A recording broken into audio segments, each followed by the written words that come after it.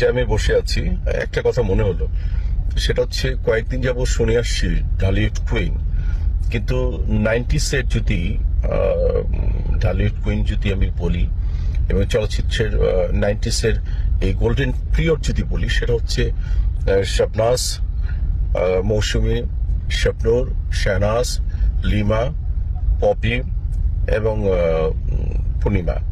তারপরে কোনো নায়িকা দেখি না, আমি কাউন্ট করি না।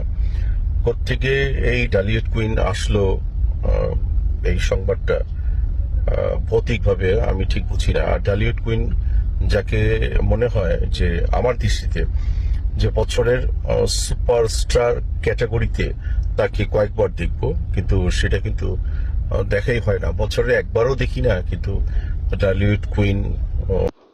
আসসালামু আলাইকুম, আমি অনন্যা রহমান রিঙ্কু নিউটা স্পেস থেকে চলে আসলাম। তো সবাই কেমন আছেন? আশা করি সবাই সুস্থ আছেন, ভালো আছেন। তো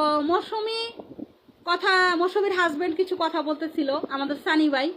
তো বললো যে ঢালিউড কুইন বলতে কি বোঝায়, ঢালিউড কুইনটা কে? তো সানি ভাই অসম্ভব সুন্দর কিছু কথা বলছেন যে ঢালিউড কুইন বলতে বছরে একটা ছবি আসবে, তার সুপার ডুপার হিট ছবি থাকবে, সুপার ডুপার হিট নায়কের সাথে।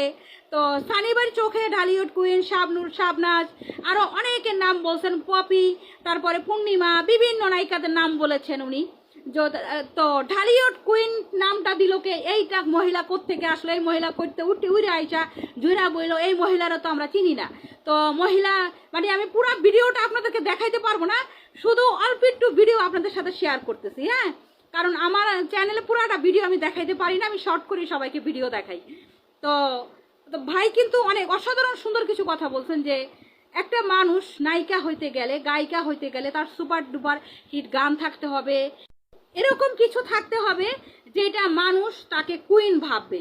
আপনি দেখেন ঢালিউড, হলিউড কুইন, ইন্ডিয়াতে দেখেন কত নাম করা নায়িকা আছে, গায়িকা আছে, শিল্পী আছে, ঐশ্বরিয়া রায়, তারে কিন্তু কেউ ঢালিউড কুইন বলে না, বলে তারে কিন্তু বললে কেউ নিষেধ করবে না, কিন্তু সে কিন্তু নিজেকে ঢালিউড কুইন মনে করে না।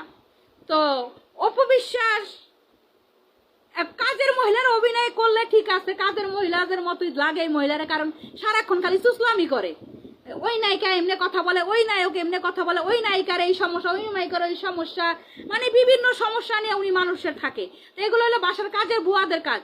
মনে করেন বুয়া ওই পাশের বাসায় কি করলো আমাকে বলবে, এবার আমি কি করলাম যে পাশের বাসায় বলবে। একদম সেম ক্যাটাগরির মহিলা হইলো আমাদের অপবিশ্বাস। তো ঢালিউড কুইনকে আসলে আমিও এটা খুঁজে পাইনি এখন পর্যন্ত, উনাকে ঢালিউড কুইন নামটা দিল কে, কোত্থেকে আসলো? আর এই মহিলা কোত্থেকে উঠে আইসা একমাত্র সাকিব খানের সাথে ছবি ছাড়া আর কারোর সাথে কিন্তু ভালো কোনো ছবি করতে পারে নাই। একমাত্র নায়ক, নায়িকা, জামাই, লাং, বাতার সব কিছুই কিন্তু সাকিব খান। সাকিব খান ছাড়া তারে কিন্তু কেউ নিয়ে ছবি করে নাই, ভালো কোনো নায়করা কিন্তু তারে নিয়ে ছবি করে নাই, কারণ যায় না তো মহিলা কারোর কোনো নায়কের সাথেই যায় না। মানে এমন একটা চেহারা, এমন তার বডি ফিটনেস, কোনটার সাথেই যায় না। আর হাসলে দাঁতের 32-33টা পাড়ি বাইরে হা করে হাসে, হাসতে হা হা হা করে এমনি করে হাসবো, মানে হাসার মধ্যে কোনো সৌন্দর্য নাই। মানে একটা মানুষের মধ্যে চোখে মুখে একটা মায়া থাকতে হয়। মানুষ কালো হোক তাতে সমস্যা নাই, কালো আমরা তো কালা, তো কালা হলে কি মানুষ সুন্দর হয় না? কালো কালো মানুষ তো আরো বেশি সুন্দর, তাদের চোখ, নাক সব কিছুর মধ্যে একটা আর্ট থাকবে। তার কিন্তু কোনো কিছু দিয়ে আর্ট দেয়, বডির সাইজ একরকম, হাতের সাইজ একরকম, রানের সাইজ একরকম, পেটের সাইজ একরকম, সাইজের বাই তার অভাব নাই। তো যাই হোক, ভিডিওটা সবাই বেশি বেশি করে দেখবেন আর বেশি বেশি করে শেয়ার করবেন, আমার সাথে থাকবেন। সবাইকে আসসালামু আলাইকুম।